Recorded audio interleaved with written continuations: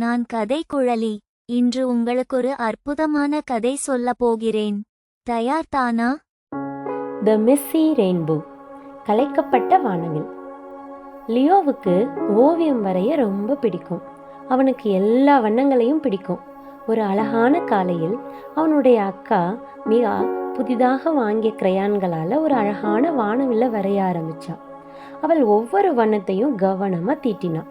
சிவப்பு, ஆரஞ்சு, மஞ்சள், பச்சை, நீலம், இண்டிகோ, ஊதா என அனைத்து கலர்களையும் பயன்படுத்தினாள்.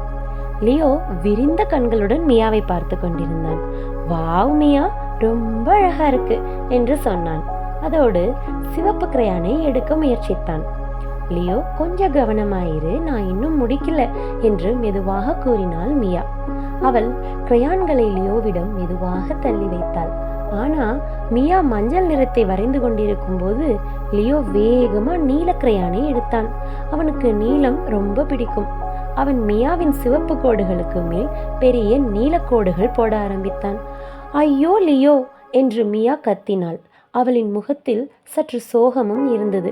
நீ என் வானவில்லை கலைத்து விட்டாய். லியோ அந்த கிறுக்கல்களை பார்த்தான். பின்னர் மியாவின் முகத்தையும் பார்த்தான். அவனுக்கு வருத்தமாக இருந்தது. அவன் மியாவை சோகப்படுத்த நினைக்கவில்லை.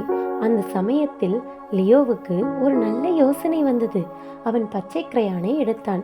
நீல நிற கிறுக்கல்களுக்கு பக்கத்தில் பச்சை நிறத்தில் நீளமான கோடுகளை வரைந்தான். மியா, பாரு, இது மலையோட வந்த வானவில் மாதிரி இருக்கு என்று சந்தோஷமாக சொன்னான். மியா அந்த கலைந்து போன வானவில்லை பார்த்தாள். இது இனிமேல் நேர்த்தியான ஓவியம் இல்லை, ஆனா அது வேற மாதிரி அழகா இருக்குதுன்னு மனதில் நினைத்து கொண்டாள்.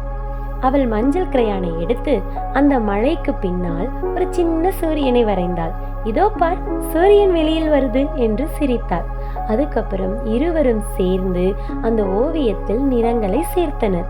லியோ ஊதா நிறத்தில் குளங்கள் வரைந்தான். மியா வெள்ளை நிறத்தில் மேகங்கள் வரைந்தாள்.